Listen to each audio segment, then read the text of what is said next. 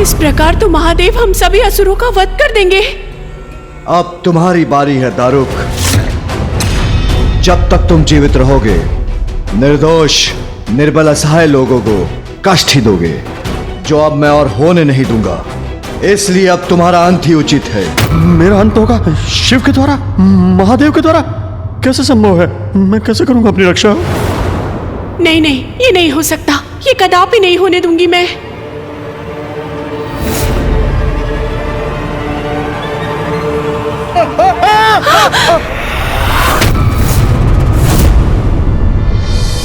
एक स्त्री पर अपने अस्त्र का प्रयोग नहीं कर सकता मैं।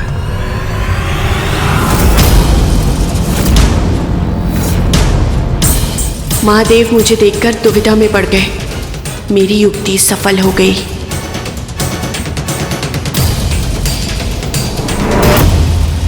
महादेव, आप मेरे स्वामी का अंत करना चाहते हैं ना? तो कीजिए, कीजिए उनका अंत, दीजिए उन्हें दंड। किंतु उसके पूर्व आपको मुझे भी अपने मार्ग से हटाना होगा, मेरा भी अंत करना होगा। किंतु जब तक मैं जीवित हूँ अपने स्वामी का कवच बनकर रहूंगी, उनकी रक्षा करूंगी। दारुका, तुम अपने पति की रक्षा के लिए वहां स्थित रहोगी, तो भी मैं तुम्हारे पति का वध करूंगा और तुम पर कोई आश तक नहीं आने दूंगा।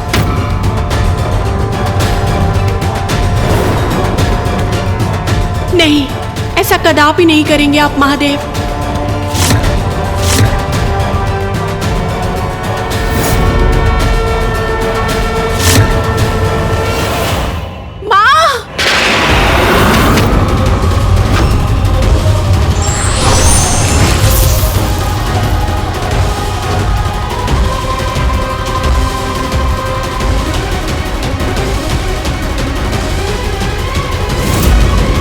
मेरे यहाँ स्थित रहने पर भी आप आगे बढ़ सकते हैं, किंतु अपनी पत्नी देवी आदिशक्ति के वचन और उनके कवच को भेद कर कैसे आगे बढ़ेंगे आप? देवी आदिशक्ति सही समय पर आ गई, सुरक्षित है।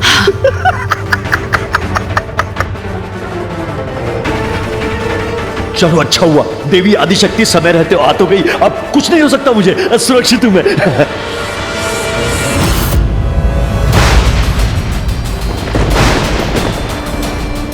माँ और पिताश्री दोनों एक दूसरे के समक्ष आ गए।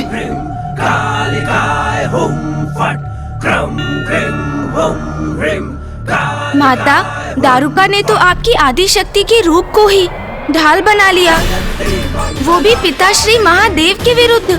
हाँ,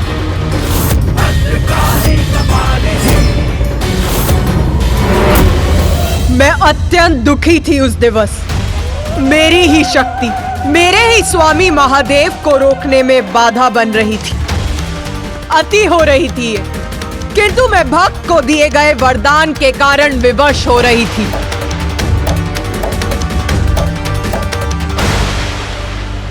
माता आदिशक्ति दारुका और दारुक की रक्षा कर रही थी और महादेव का क्रोध अपने चरम पर था। अत्यंत भयंकर और विकट स्थिति थी वो। महादेव का एकमात्र लक्ष्य था उस असुर का अंत करना जो उनके भक्तों को कष्ट दे रहा था, और स्वयं माता आदिशक्ति उनके मार्ग में बाधा बनकर खड़ी थी, जिस कारण महादेव का क्रोध और भी तीव्र होता जा रहा था। महादेव, क्या करेंगे आप? कैसी दुविधा में फंस गए? देखिए, मेरी पत्नी माँ आदिशक्ति की परम भक्त है और माँ आदिशक्ति ने स्वयं सुरक्षा कवच बना दिया।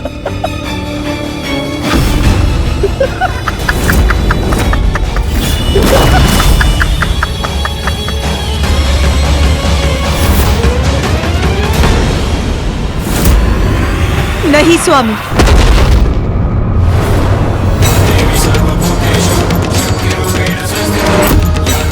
माँ, दारुका, माँ।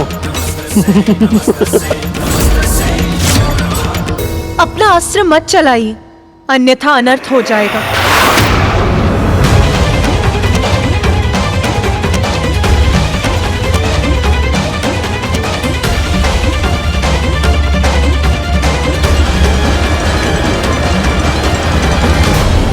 स्वामी, यदि आपकी और मेरी शक्ति का टकराव हुआ तो ऐसा विध्वंस होगा जिससे सृष्टि नष्ट हो जाएगी। मैं विवश हूँ स्वामी।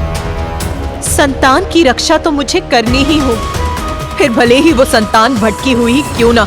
नारी, मां हैं आप, इसलिए आपका भावनाओं के अतिरिक्त में बहना स्वाभाविक है। किंतु तनिक विचार कीजिए, क्या ये उचित है आपके वरदान का आश्रय लेकर ये दोनों परजीवों के समान जीवन जिए, सभी को कष्ट पहुंचाएं, सभी को आहत करके उन्हें अपना आहार बनाएं, जो अन्य सभी को असुरक्षित कर उनकी रक्षा करने में आपको पीड़ा नहीं होती?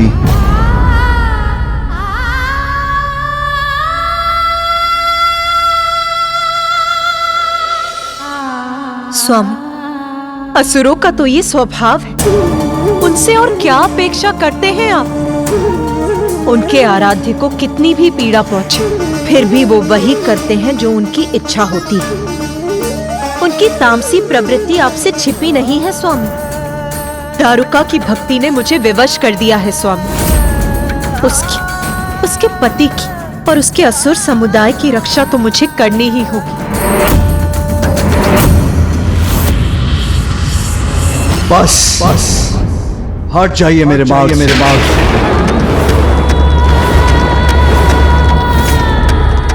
नहीं, कदापि नहीं स्वामी। मैंने कहा ना आपसे, हट जाइए। मैं ऐसा नहीं कर सकती स्वामी। वचन की मर्यादा रखना तो मैंने आप ही से सीखा है। कुछ भी क्यों ना हो स्वामी, भगवान के द्वारा अपने भक्त को दिया गया वचन भंग नहीं हो सकता, अन्यथा भक्त का अपने भगवान से विश्वास ही उठ जाएगा। और यदि ऐसा हुआ तो संसार से भगवान का अस्तित्व ही मिट जाएगा। मुझे पाठ सिखाने का प्रयत्न मत कीजिए। मैं आपसे कह रहा हूं देवी, हट जाइए मेरे मार्ग से। नहीं स्वामी, मैंने दारुका को उसकी रक्षा करने का वचन दिया है, तो क्या भगवान का उसके भक्त की रक्षा करना अनुचित है? तो क्या अपने पति का विरोध करना अनुचित नहीं? अपने भक्त के उदाहरण से सीखिए। आप देखिए किस प्रकार अपनी निष्ठा से अपने पति की रक्षा कर रही है वो। स्वामी, आपके प्रति मेरा स्नेह, निष्ठा और समर्पण से आप भली भांति परिचित हैं। दोष मेरा नहीं, इस परिस्थिति का है। आप तो सदा अपने कर्तव्य के प्रति अडिग रहते हैं। क्या चाहते हैं आप? मैं अपने दायित्व को निभाने में असफल हो जाऊं? स्वामी, सत्य तो यह है कि हम दोनों एक ही, हमारे रूप ही भिन्न हैं। इसीलिए आप अन्यथा ना समझिए। मैं यहाँ अपने भक्त की रक्षा करने आई हूं। और मैं अपने भक्त की रक्षा की किंतु यदि मैंने इस असुर को जीवित छोड़ा तो ये पुनः दुराचार में लिप्त होगा।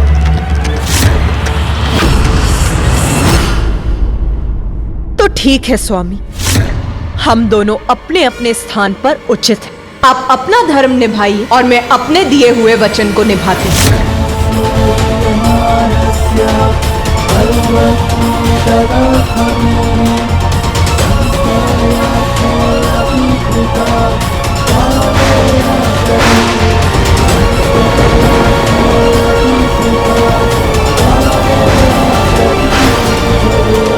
महादेव क्या देवी आदिशक्ति पर प्रहार करने वाले?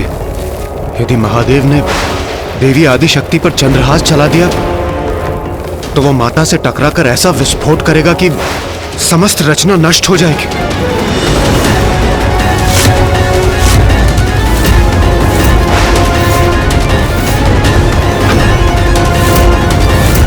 माता और महादेव के मध्य का ये टकराव सृष्टि के लिए संकट उत्पन्न कर रहा है।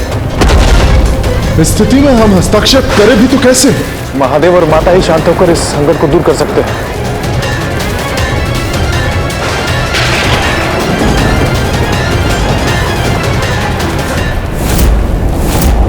स्वामी, मैं आपसे विनती करती हूँ, शांत हो जाइए। यदि आपने इनका वध किया तो मैं अपने कर्तव्य वहन में असफल हो जाऊंगी। इसीलिए शांत होकर इस परिस्थिति का कोई समाधान सोचिए स्वामी, क्योंकि ऐसा तो आप भी कर सकते हैं, क्योंकि देवाधिदेव महादेव हैं आप, और उससे भी अधिक मेरे स्वामी हैं आप।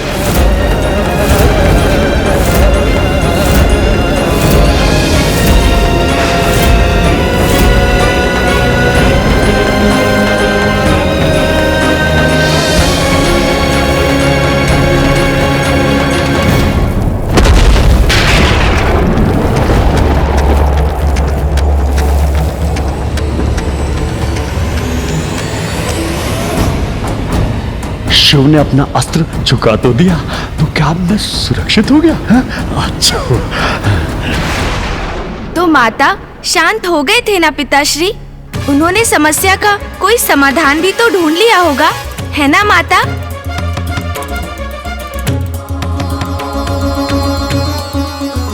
मेरी उत्सुकता तो ये है कि पिताश्री ने ऐसा क्या समाधान ढूंढ लिया। तब मुझे भी ऐसा ही प्रतीत हुआ था कि महादेव ने शांत मन से समस्या का समाधान ढूंढ लिया है, किंतु नहीं, उन्होंने तो स्थिति और भी विकट कर दी।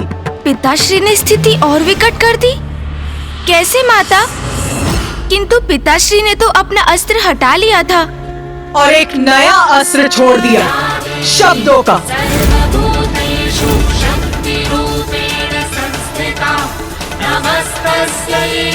शब्दों से अधिक घातक कोई अन्य अस्त्र नहीं होता।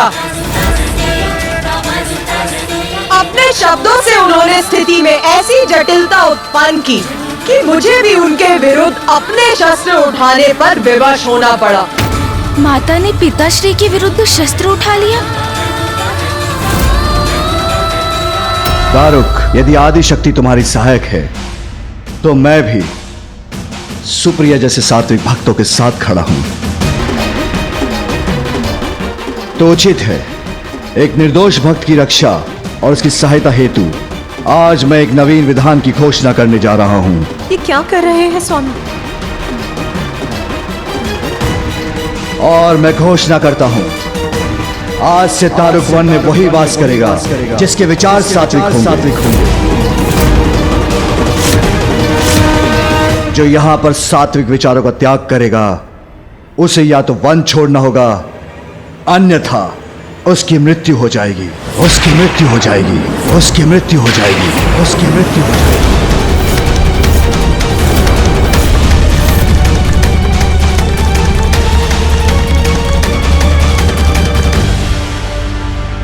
नहीं, ये उचित नहीं है।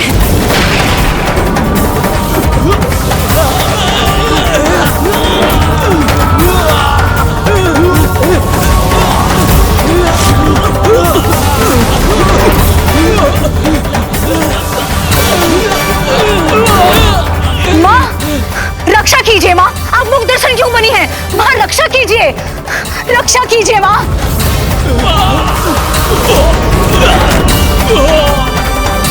अपनी शक्ति दिखाइए, रक्षा कीजिए माँ।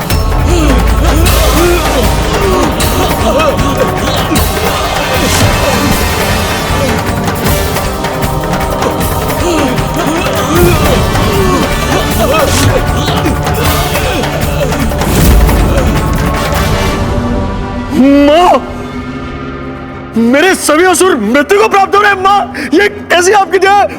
माँ, महादेव, आपने छल किया है हमारे साथ। माता आदि शक्ति के प्रभाव से पार नहीं पा सके तो आपने हमें श्राप दे दिया। नहीं, ये उचित नहीं है।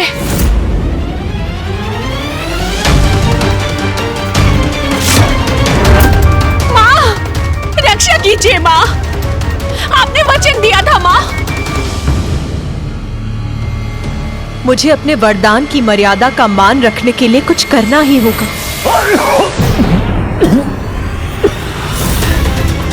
स्वामी, स्वामी,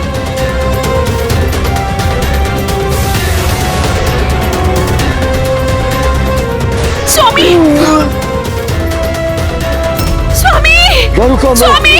मैं मर जाऊंगा क्या? मेरी मृत्यु हो जाएगी दारुका? नहीं! मेरी भक्त बार बार मुझे पुकार रही थी किंतु मैं दुविधा में पड़ गई थी। अपने ही पति का विरोध कैसे करती मैं? माता, आपके लिए तो भक्ति सर्वोपरि है। अपने पति के लिए भक्त को दिया हुआ वरदान नहीं झुठला सकती आप। अन्यथा कोई भी भक्त आपकी भक्ति क्यों करेगा माँ?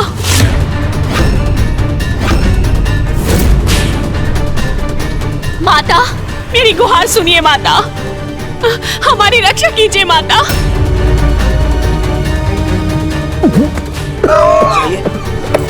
स्वामी! स्वामी! स्वामी! स्वामी! माता! माता कुछ कीजिए।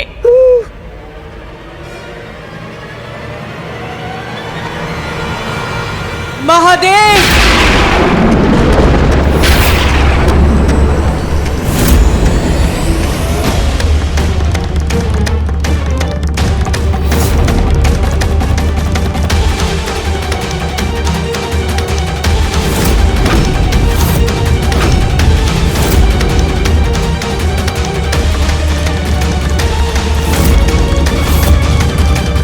कुछ कीजिए माता। अब यहाँ से हम असुर कहाँ जाएंगे माता? अब यहाँ से हम बाहर निकलेंगे तो देवता हमारा वध कर देंगे और यहाँ हम महादेव के श्राप के कारण नहीं रह सकते माता। और इस प्रकार तो हमारा पूरा वंश और पूरा असुर समुदाय ही नष्ट हो जाएगा माता। ऐसा ही था तो हमें जीवन क्यों दिया माता? स्वामी, मैंने अपने भक्त को वरदान दिया, उसे ये वन प्रदान किया और आपने अपने ही शब्दों से इस वरदान को ही बांध दिया। ये क्या उचित है महादेव? धर्म की रक्षा हेतु यही उचित। तो वही धर्म मुझे भी अपना वचन रखने के लिए प्रेरित करता है। धर्म के अनुसार मैं भी दारुका और उसके पति की रक्षा करने के लिए विवश हूँ स्वामी। अपने धर्म का पालन करने, इन असुरों की रक्षा करने हेतु क्या करेंगी आप प्रिय? क्योंकि मैं तो अपने दायित्व से मुख नहीं मोड़ सकता। देवादिदेव होने के नाते मेरा हस्तक्षेप अवश्य नष्ट करूंगा इन्हें मैं।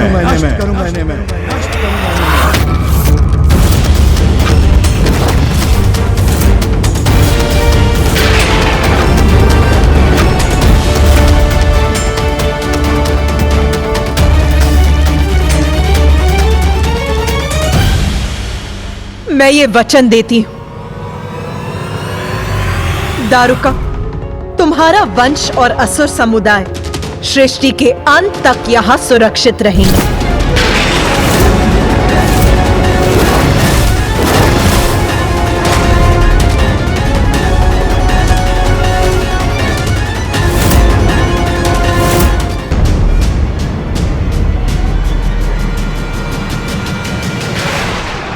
ऐसा वचन कैसे दे सकती हैं आप देवी?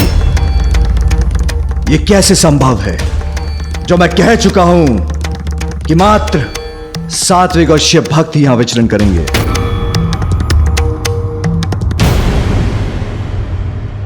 और मेरा वरदान ना, मैंने दारुका और उसके असुर समुदाय को यहाँ सुरक्षित रहने का वरदान दिया है और आपका वरदान मेरे वरदान में बाधक बन रहा है।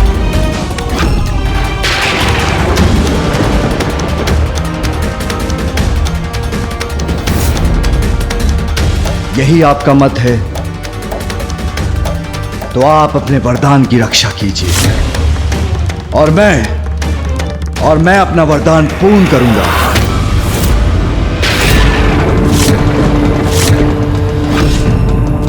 स्वामी, तो क्या आपकी इच्छा है कि मेरा और आपका टकराव? नहीं, मैं मात्र अपने वरदान की रक्षा करना चाहता हूं, जिसके लिए मुझे कोई भी संघर्ष स्वीकार है।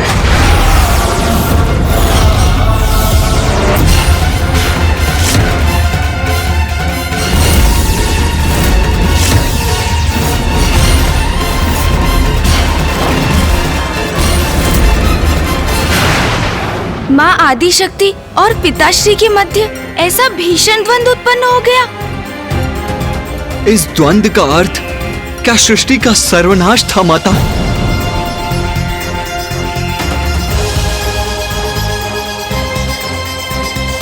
ये तो मेरी समझ के परे है माता। अभी तो सृष्टि का आरंभ ही हुआ था और आपने अपने भक्त की रक्षा के लिए जो किया कि उसके लिए इतना बड़ा मूल्य चुकाना, संपूर्ण रचना को संकट में डालना, ये उचित था माता। माता, आपके और पिताश्री के मध्य ये द्वंद्व ब्रह्मांड की दो सर्वोच्च शक्तियों के विनाशकारी टकराव का अर्थ तो सृष्टि का सर्वनाश है। सृष्टि ना रहे तो आपके भक्त कहाँ रहेंगे माता? उचित कहा तूने गणेश, किंतु उस समय महादेव और मेरा क्रोध अपने चरम पर था। अपने भक्त की रक्षा हमारा धर्म, हमारा कर्तव्य और हमारा एकमात्र सत्य था और हम दोनों ही अपने अपने सत्य पर अड़िग थे।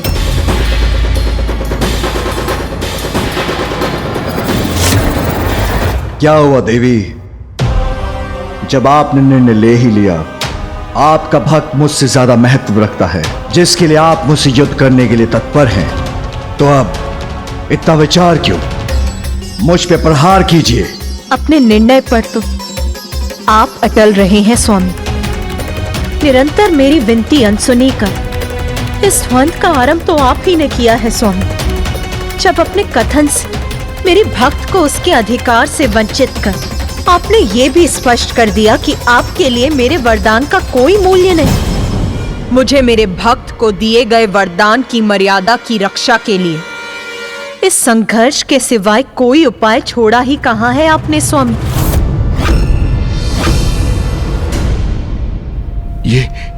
ये क्या हो रहा है? महादेव और मां आदिशक्ति का वाक युद्ध तो अब वास्तविक युद्ध में परिवर्तित होने जा रहा है और इस अनर्थकारी युद्ध के कारण हम हैं। ये क्या हो गया हमसे? कष्ट में भी आनंदित हो गया हूं मैं ये दृश्य देखकर। वाह, मेरी पत्नी और मेरा इतना प्रभाव है देवी आदिशक्ति पर कि हमारे कारण वो महादेव से युद्ध करने के लिए प्रस्तुत हो गई। महादेव, मां आदिशक्ति, आप ये क्या करने जा रहे हैं? स्वयं को संयत कीजिए, शांत हो जाइए, शांत हो जाइए। आपके मध्य युद्ध हुआ तो सर्वनाश होगा, सृष्टि नष्ट हो जाएगी। आप जगत जननी है माता और आप जगत पिता है महादेव, इसलिए सृष्टि की रक्षा के लिए कृपया शांत हो जाइए। शांत हो जाइए प्रभु, शांत हो जाइए माता, शांत हो जाइए।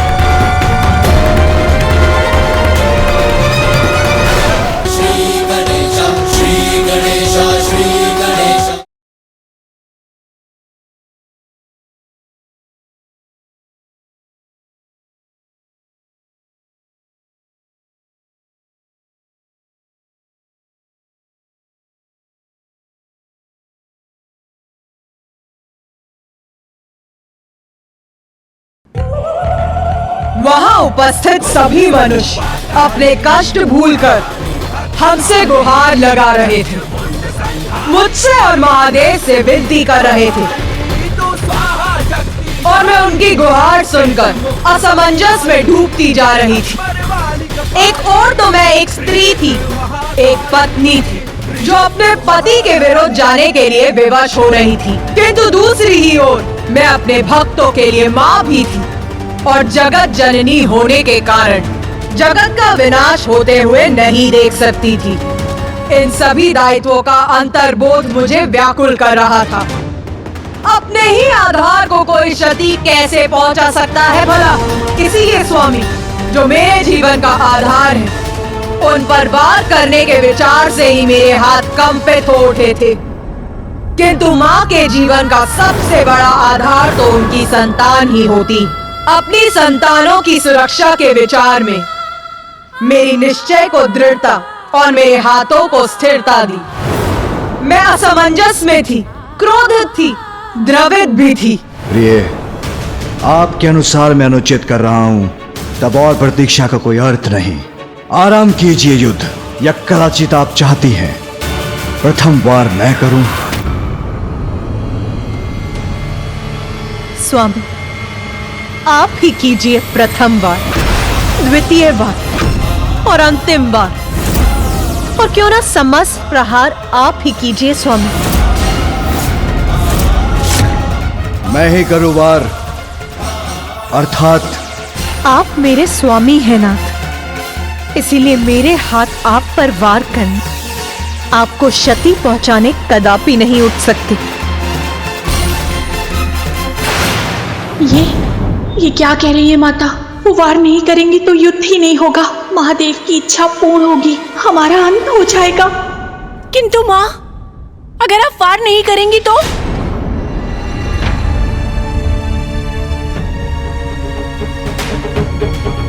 मैं आप पर वार नहीं करूंगी स्वामी, किंतु इसका अर्थ ये नहीं है कि मैं अपने भक्तों की रक्षा भी नहीं करूंगी। मैं उनके समक्ष उनका कवच बनकर रहूंगी। यदि आप उन तक पहुंचना चाहते हैं तो आप मुझे भेद कर, मुझे नष्ट कर उन तक पहुंचेंगे। अब ये कैसी युक्ति है आपकी? युक्ति नहीं स्वामी, ये प्रेम है एक स्त्री का अपने प्राणनाथ के प्रति। इतनी कोमल हृदय मत बनिए, जो निर्णय लिया है उस पर स्थिर रहें। मैं तो अपने स्थान पर स्थिर हूं स्वामी, किंतु मुझ पर वार करने का संकोच तो आपको हो रहा है नाथ, इसीलिए कोमलता का प्रभाव तो आप दर्शा रहे हैं। प्रिय, मुझे उत्तेजित मत कीजिए, अन्यथा मेरे हाथ से एक बार मेरा त्रिशूल चल गया तो उसका परिणाम ज्ञात है आपको। आपके त्रिशूल का प्रहार तो सहर्ष स्वीकार करूंगी मैं स्वामी, ये तो मेरा परम सौभाग्य है नाथ। देवी, इसके पूर्व की बहुत विलंब हो जाए, मैं अपना नियंत्रण खो बैठूं। हट जाइए मेरे मार्ग से।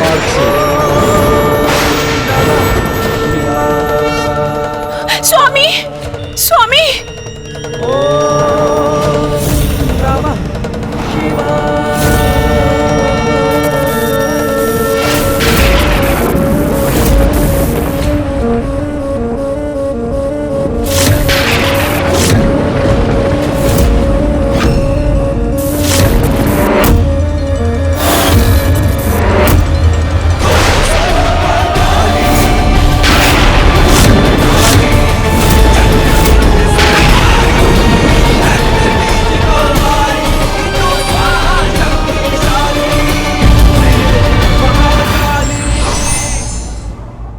वचन की रक्षा स्वयं के निजी स्वार्थ से भी सर्वोपरि है। यही संदेश भगवान अपनी लीला के माध्यम से देते हैं। अनेकों मनुष्यों को बंदी बनाते बनाते दारुक और दारुका ने एक दिवस एक ऐसे महाशिव भक्त को बंदी बना लिया, जिसकी शिव भक्ति के प्रभाव ने दारुक, दारुका और उसके असुर सहित संपूर्ण द्वीप को ही आंदोलित कर दिया। ये भूकंप कैसा है? पीछे हटो, अपनी रक्षा करो, संभाल।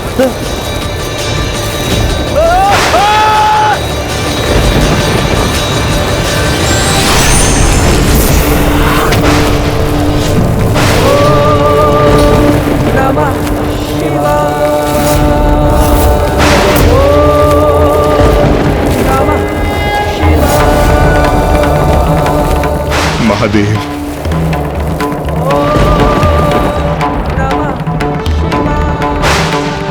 प्रभु, मुझे विश्वास था कि आप अवश्य आएंगे। पुत्र सुप्रिय, मैं अपने भक्तों के लिए सदा प्रस्तुत होता हूं। मैं तुम्हारी प्रार्थना व्यर्थ नहीं होने दूंगा। वाह वाह, क्या भक्ति है शिव भक्त की। भक्त ने भगवान का आह्वान किया, ओम नमः शिवाय, ओम नमः शिवाय। भगवान प्रकट भी हो गए। वाह प्रभु, अब आप आ ही गए हैं तो आपका आदर सत्कार किया जाएगा। भाई आइए, आप आसन ग्रहण कीजिए, आसन ग्रहण कीजिए। यहाँ नहीं, यहाँ का अधिपति मैं हूँ प्रभु। आप भगवान होंगे कैलाश के, अपने भक्तों की रक्षा आप कैलाश पे कर सकते हैं, मगर यहाँ जीवन और मृत्यु का निर्णय मैं लेता हूँ प्रभु। तो आज आयोजन किया जा रहा है आपके भक्त की मृत्यु का। आप क्या करेंगे, यहीं कहीं बैठकर आप इस कार्यक्रम का आनंद ले सकते हैं, मगर आप इसमें हस्तक्षेप नहीं कर सकते प्रभु, वरना परिणाम बहुत ही बुरा होगा। अरे तुम खड़े खड़े मुंह क्या देख रहे हो, प्रवचन सुन रहे हो क्या? महादेव कुछ नहीं करेंगे, मेरी पत्नी को मां आदिशक्ति का वरदान है, और हम सब असुर मेरी पत्नी दारुका के वरदान से रक्षित हैं। कुछ नहीं होगा, मारो।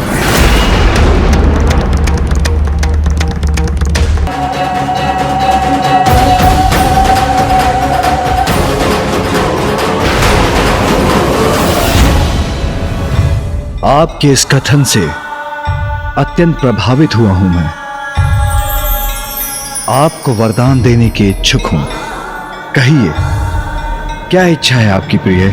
स्वामी, कुछ समय पूर्व तो आप मुझसे युद्ध, मुझे नष्ट करने के लिए आतुर थे, और अब आप मुझे वरदान दे रहे हैं। इसीलिए तो आतुलिक प्रेम करती हूं मैं आपसे नाथ, और मैं ही नहीं, समस्त संसार के स्नेह और श्रद्धा के पात्र हैं आप, क्योंकि हम सभी के भोले नाथ हैं आप। बस, हमारे द्वंद्व का भी अंत नहीं हुआ है। आप वरदान मांगिए, उसके बाद हम युद्ध पुनः प्रारंभ करेंगे। देवी आदिशक्ति, स्मरण रखिए, जिन असुरों की आप रक्षा कर रही हैं वो तामसिक प्रवृत्ति के हैं, वो तामसिक प्रवृत्ति के हैं, और तामस तो अज्ञानता से उपजा अंधकार है, जिसे मिटाना अत्यंत आवश्यक है।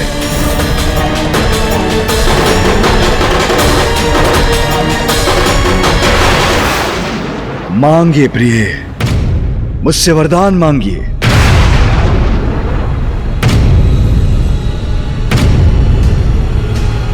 जिन असुरों की आप रक्षा कर रही हैं वो तामसिक प्रवृत्ति के हैं, वो तामसिक प्रवृत्ति के हैं।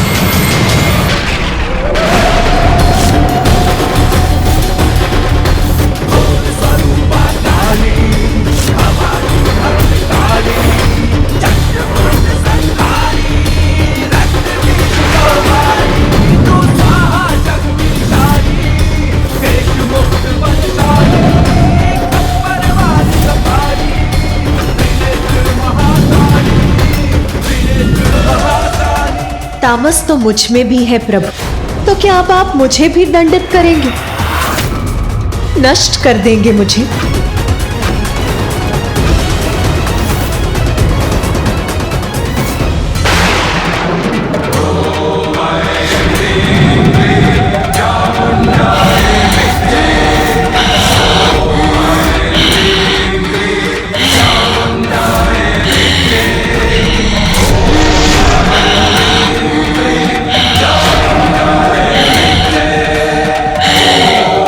माता के अनेक रूपों में ये कदाचित उनका सर्वाधिक प्रचंड और उग्र रूप है। हमारी रक्षा करने के लिए युद्ध करने के स्थान पे ये क्या कर रही है देवी आदिशक्ति? मेरा क्रोध, मेरी उग्रता, मेरा तामस आपके समक्ष है, तो क्या अब आप मेरे तामस, मेरे काली रूप को भी नष्ट करेंगे ना?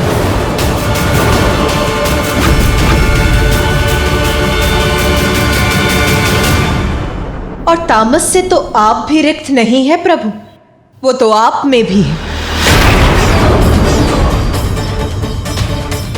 तामस मुझ में? आपके कंठ में स्थित ये हलाहल विष तामसी नहीं है क्या? और फिर आपका उग्र रूप महाकाल भी तो तामसी है। तो क्या मैं भी उसे मिटाने हेतु आप पर आक्रमण कर दूं?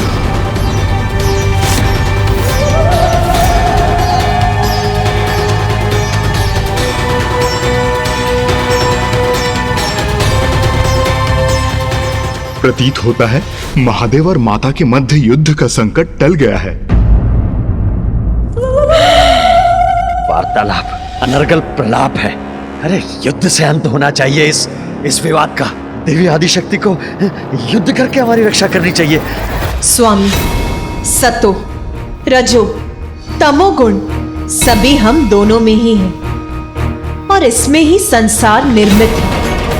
इसीलिए इन तीनों प्रवृत्तियों के धारकों को संसार में वास करने का अधिकार है।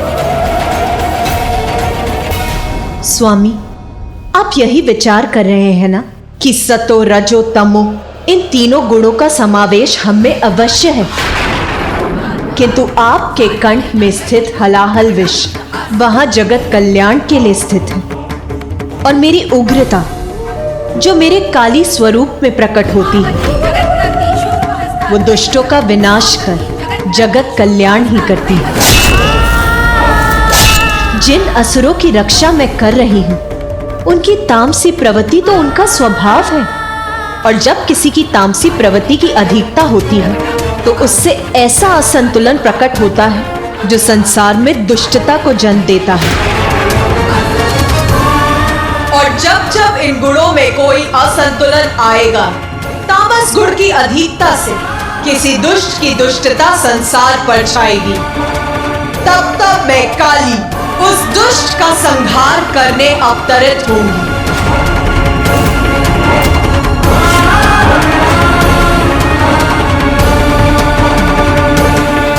मैंने अपनी भक्त दारुका और आपने अपने भक्त सुप्रिय की रक्षा के लिए वरदान दिया है, और अब हमें हमारी उलझन से बाहर आने के लिए मैं आपके वरदान का ही आश्रय लेती हूं। मुझे वचन दीजिए प्रभु कि हम दोनों मिलकर इस समस्या का समाधान ढूंढें, जिससे हम दोनों के ही वचन की मर्यादा भंग न हो।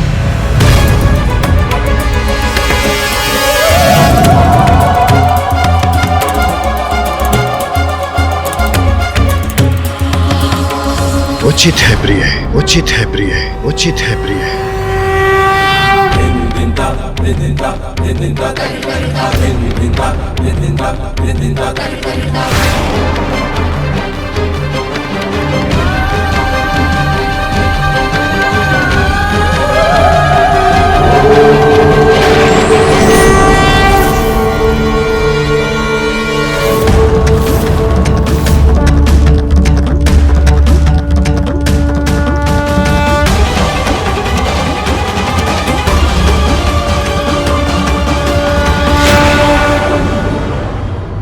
महादेव, मां आदिशक्ति, आपके इस अर्धनारीश्वर स्वरूप के दर्शन करके हम कृतार्थ हुए। अब आप दोनों एक होकर इस समस्या का हल सुझाएं। मेरा कहा टल नहीं सकता, किंतु मेरा वचन युग के अंत में सत्य होगा। उस समय केवल सात्विक प्रवृत्ति वाले यहाँ वास कर सकेंगे, किंतु तब तक मेरी भक्त दारुका भी अपने समस्त समुदाय के साथ इसी वन में वास करेगी। उचित है माता। महादेव, मुझे आपका ये निर्णय स्वीकार है। तीनों गुण सृष्टि पर स्थित रह सकते हैं, किंतु तभी तक जब तक उनसे किसी अन्य को कष्ट न पहुंचे। किंतु यदि किसी ने इस नियम का उल्लंघन किया तो उन्हें उनके कर्मों के अनुसार दंडित होना होगा। और जब प्रलय होगी तब सभी राक्षस और तामसी प्रवृत्ति धारकों का अंत होगा। जो सात्विक होंगे वही शेष रहेंगे और भावी युगों के चक्र में प्रवेश कर सकेंगे, अगले सतयुग में भी जीवित रहेंगे। धन्यवाद महादेव, धन्यवाद माता। हम कृतार्थ हुए आपका यह निर्णय सुनकर। दारुक, ये चेतावनी है तुम्हारे लिए। तुम किसी भी अन्य जीव पर किसी भी प्रकार का अत्याचार नहीं करोगे। तुम्हें यदि पृथ्वी के नियमों का पालन करना स्वीकार है तो तुम्हें पृथ्वी पर रहने की अनुमति है।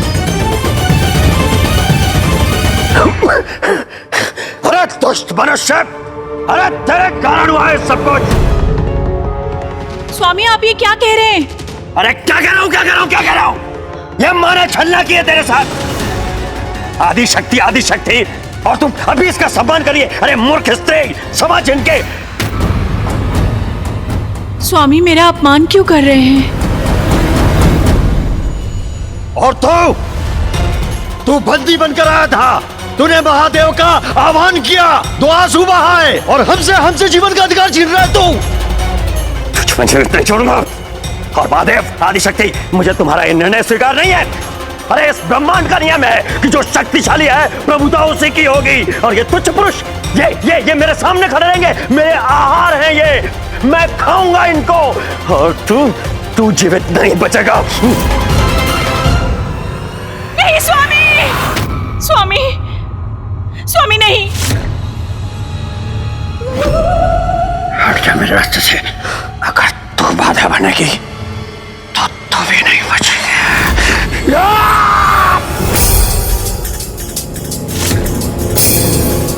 ओम नमः शिवाय, ओम नमः शिवाय, ओम नमः शिवाय, ओम नमः शिवाय, ओम नमः शिवाय।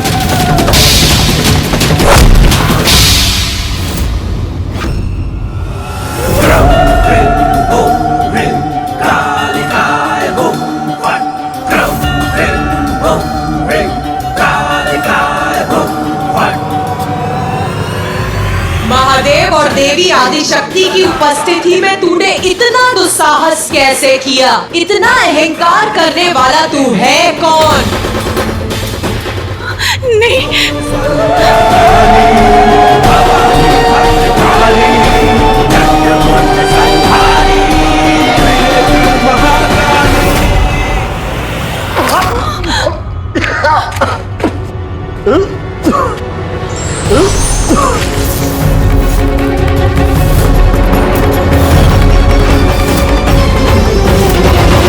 देवी आदिशक्ति ने बार बार तेरी रक्षा की, यहाँ तक कि वो तेरे लिए महादेव के भी विरुद्ध चली गई। और तूने अपना अहंकार, अपना तामस नहीं त्यागा। अब तुझे जीवित रहने का कोई अधिकार नहीं। तेरा अंत निकट है।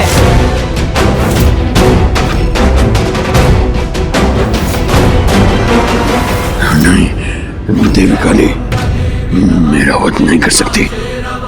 अब तुझे तेरे अंत से कोई नहीं बचा सकता।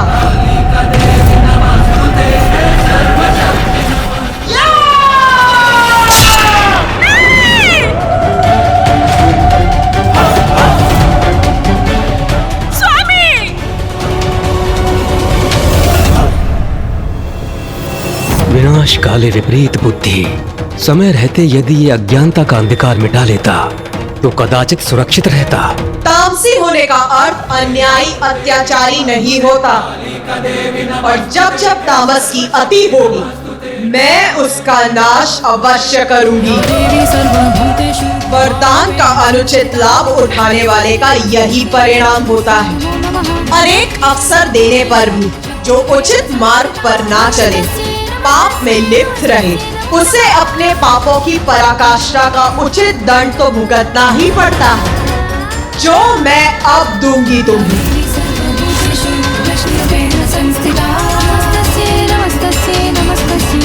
अन्याय को मिटाना मेरा कर्तव्य है, इसीलिए यदि असुर अन्यायपूर्ण आचरण करेंगे तो उसे मिटाने में मैं कदापि संकोच नहीं करूंगी। माता, माता, हमें क्षमा कर दीजिए माता, हमसे बहुत बड़ा अपराध हुआ है। मुझे नहीं ज्ञात था मेरे स्वामी इतना अन्याय करेंगे। मुझे मेरी भूलों का, मेरे पापों को इतना बड़ा दंड मत दीजिए माता। मैंने जो भी किया अपने पति के लिए किया, अब उनके बिना मेरा जीवन निरर्थक हो जाएगा माता। क्षमा कर दीजिए माता, हमें एक अवसर दीजिए माता, अंतिम बार मुझ पर दया कीजिए, मेरे पति को पुनर्जीवित कर दीजिए माता। ये आप ही कर सकती है माता, आप कर सकती है माता, आप कर सकती है।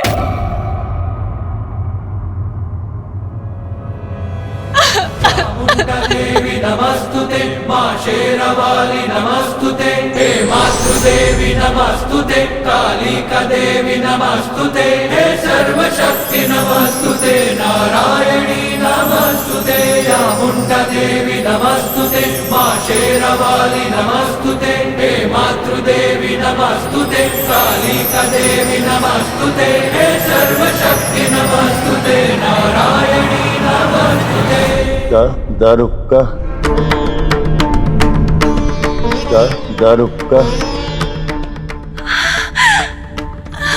धन्यवाद माता। स्वामी स्वामी स्वामी स्वामी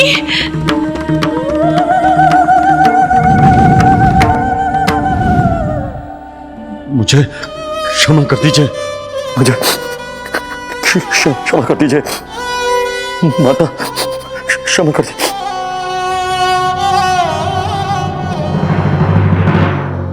दारुक, आज तक तुमने जो किया और आज जो कुछ भी हुआ उससे ये स्पष्ट है कि तुम विश्वास के पात्र नहीं हो।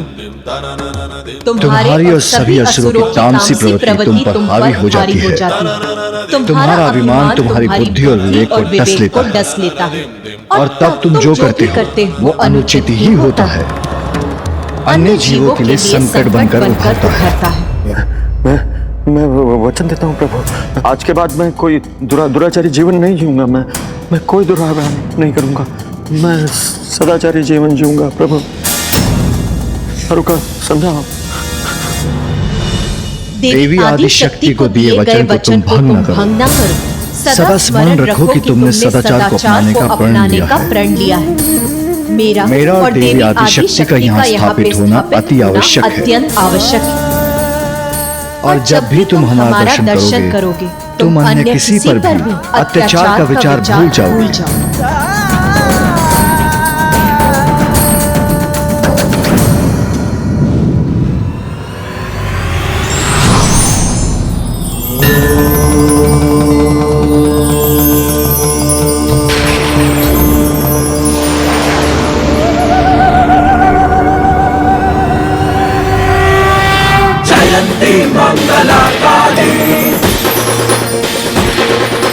भद्रकाली कपालिनी जयंती मंगला काली, भद्रकाली कपालिनी दुर्गा क्षमा शिवा धात्री स्वाहा स्वधा नमोस्तुते गौर स्वरूपा काली भवानी भद्रकाली चंद्रमुंड संहारी रक्त बीज कौमारी तू स्वाहा शक्तिशाली त्रिनेत्र महाकाली। मेरा ये ज्योतिर्लिंग नागेश्वर नाम से जाना जाएगा और स्थान पर देवी आदि शक्ति नागेश्वरी नाम से स्थापित होंगी।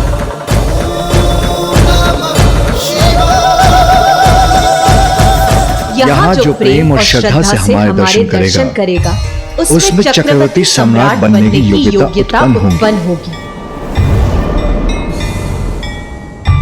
आज मैं ये घोषणा करता हूँ, इस कलयुग के अंत के बाद भावी सतयुग में मेरी भक्ति से प्रेरित पराक्रमी राजा वीरसेन यहाँ मेरे दर्शन करेगा और अत्यंत शक्तिशाली चक्रवर्ती सम्राट बनेगा।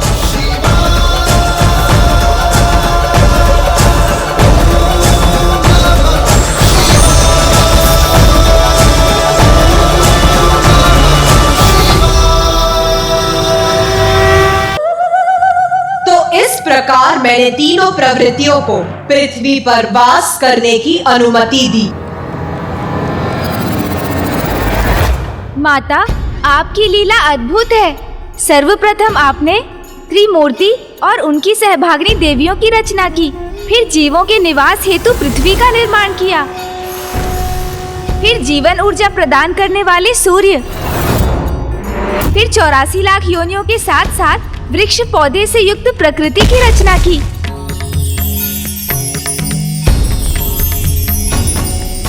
फिर माता, आपने विभिन्न जीवों के निवास के लिए उपयुक्त लोक रचे।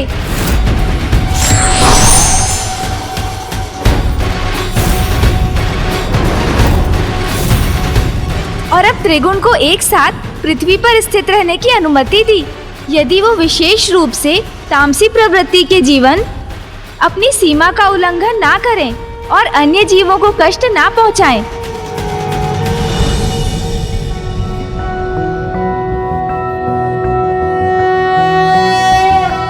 त्रैलोक्य पूजिते देवी कमले विष्णु बल्लभे यथा त्वमचल कृष्णे तथा भवमयी स्थिरा।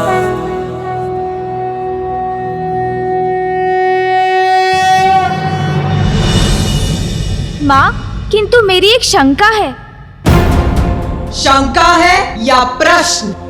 माता, शंका तो प्रश्न की जननी है। शंका से ही तो प्रश्न उत्पन्न होता है।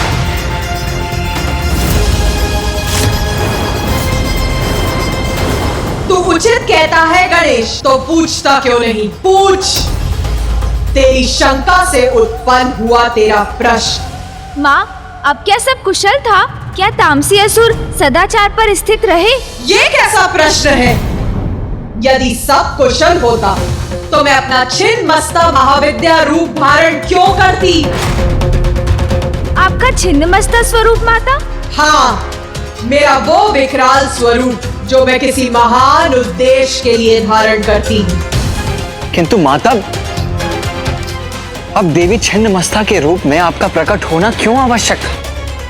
क्योंकि दुष्टों ने अपनी दुष्टता का परित्याग नहीं किया। उन दुराचार असुरों को पुनः उचित पाठ सिखाना था मुझे। किंतु माता, आपने देवी काली रूप में दारुक पर प्राणघातक आघात किया था। फिर उसकी पत्नी दारुका ने आपसे दया की भिक्षा मांगी तो आपने दारुक को भी क्षमा कर दिया। किंतु उन दोनों ने आपको वचन दिया था माता कि वो सदा सत्कर्म करेंगे, अत्याचार नहीं करेंगे। इतनी कठोर चेतावनी प्राप्त होने के बाद भी दारुक पुनः दुराचार करने लगा क्या? असुरी प्रवृत्ति इतनी सरलता से कहाँ जाती है? अपने सिवाय उन्हें किसी का भी भला स्वीकार नहीं। जो प्राप्त है उससे संतुष्ट नहीं। दूसरों को कष्ट देकर उनसे उनका अधिकार छीनने में ही असुरों को आनंद आता है, जो उन्होंने पुनः किया। किंतु इस बार असुरी आतंक का कारण दारुक नहीं, किंतु एक और भयंकर असुर था जिसका नाम था एकाक्ष। एकाक्ष, एकाक्ष।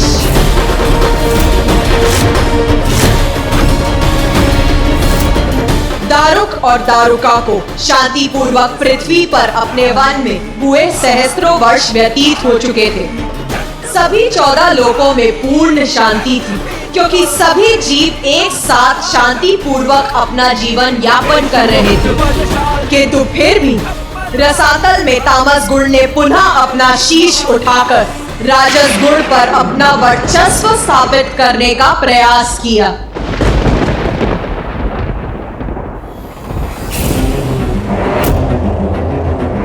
एक नवीन असुर पुनः अधीर अशांत हो उठा और इसका प्रारंभ हुआ। असुर एक नेत्र वाला एकाक्ष। एकाक्ष।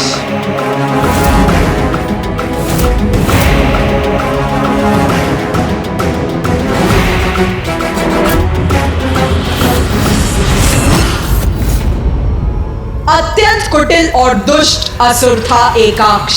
उसका कुशासन रसातल को इतनी दयनीय स्थिति में पहुंचा चुका था कि भोजन के अभाव में उसकी प्रजा अपने ही नन्हे बालकों को आहार बनाने पर विवश थी।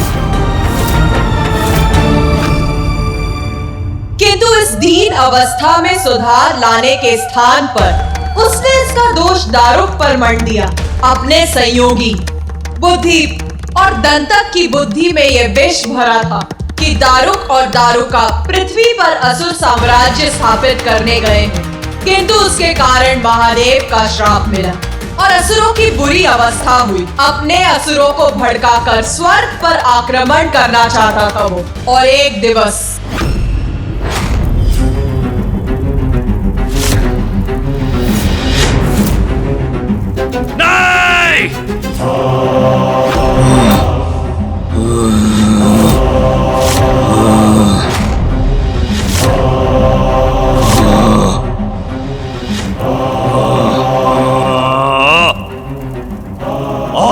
नहीं सहूंगा मैं मेरे असुरों की दीनहीन अवस्था।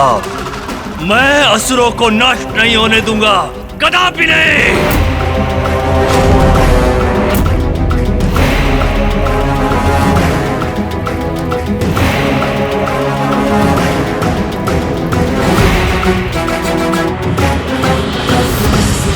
मैंने जब अपने भुवनेश्वरी स्वरूप में समस्त लोकों की रचना की थी तो उन सभी पर जीवन हेतु सभी साधन उपलब्ध किए थे। रसातल लोक भी तब पृथ्वी के समान पूर्ण रूप से संपन्न था। मैंने तो धरती पर प्रचुर मात्रा में संसाधन दिए कि सभी प्राणी अपना अपना जीवन यापन करें, किंतु असुरों की लालच की अधिकता ने इस संसाधन को नष्ट कर संपूर्ण वन को ही समूल उजाड़ दिया।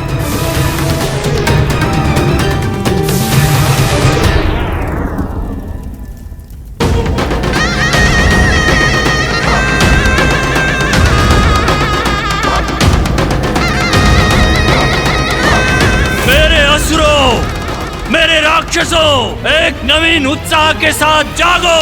परिस्थिति बदल चुकी है। अब असुरों द्वारा नवीन अध्याय लिखने का यही उचित अवसर है। जागो।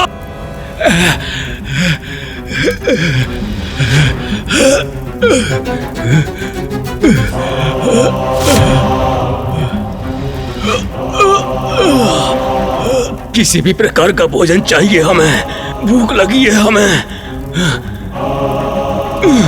भोजन चाहिए हमें, किसी भी प्रकार का भोजन चाहिए हमें, भूख लगी है। असुर सम्राट, क्या हमें भोजन के लिए पुकार रहे हैं? कदाचित चलकर हमें देखना होगा, अवश्य ही हम सबको भोजन प्राप्त होगा। हाँ।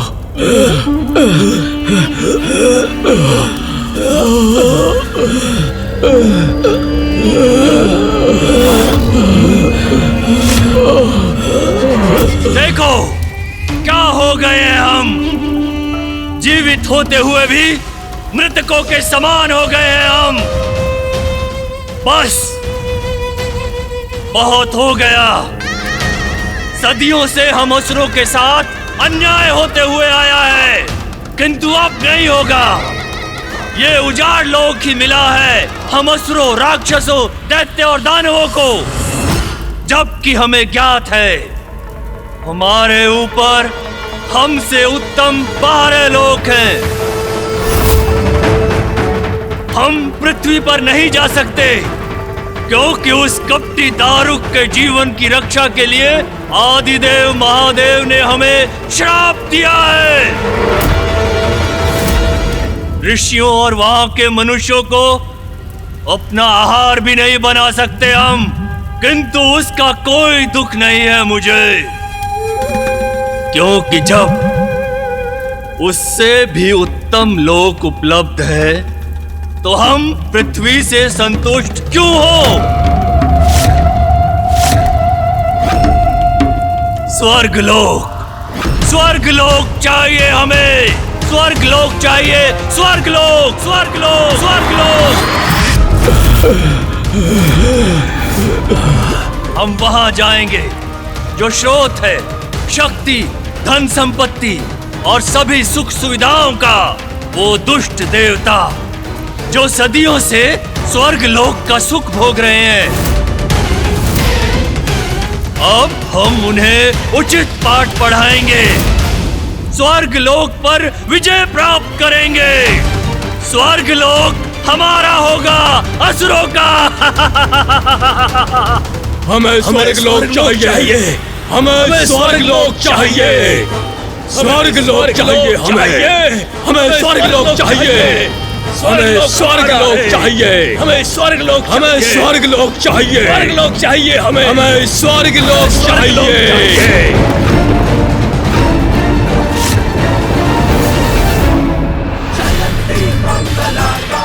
माता, ये परिस्थिति तो सत्य में विकट थी, फिर आपने क्या किया?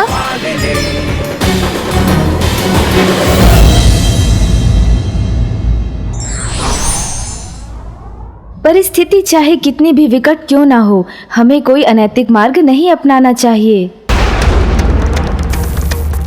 महादेव और मेरे बीच का द्वंद इतना तीव्र हो उठा था कि उन्होंने मुझ पे प्रहार करने के लिए अपना त्रिशूल उठा लिया था।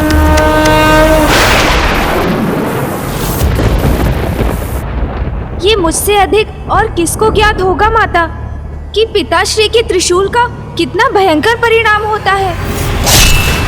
सत्य कहा गणेश तुमने, किंतु अचानक फिर मेरे मन में एक विचार कौंधा। महादेव मेरे पति, किंतु वो मेरे भगवान भी हैं और मैं उनकी भक्त, इसीलिए इसी नाते वो मेरे पिता तुल्य भी हैं। तो यदि वो अपने भक्त सुप्रिय की रक्षा के लिए प्रस्तुत हुए तो वो मेरी रक्षा भी अवश्य करेंगे।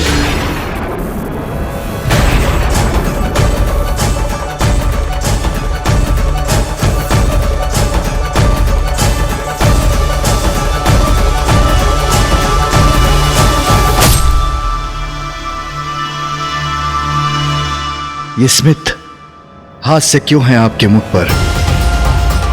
क्या आपको इस विकट परिस्थिति में भी कोई हास परिहास की संभावना दिखाई दे रही है? आपकी पत्नी, आपकी सहभागिनी अवश्य हूं मैं नाथ, किंतु आपकी भक्त भी तो हूं। फिर आप मुझे क्षति कैसे पहुंचा सकते हैं? आप तो परम दयालु जगत पिता महादेव हैं। आप मुझे क्षति कदापि नहीं पहुंचाएंगे। आप मुझे क्षति कदापि नहीं पहुंचाएंगे। आप मुझे क्षति कदापि नहीं पहुंचाएंगे। उचित कह रही है देवी आदिशक्ति।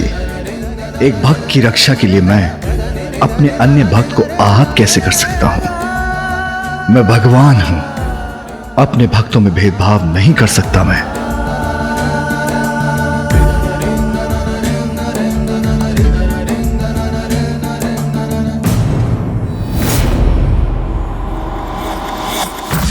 महादेव ने तब ऐसा कुछ कहा जिससे मैं समझ गई कि मुझे क्या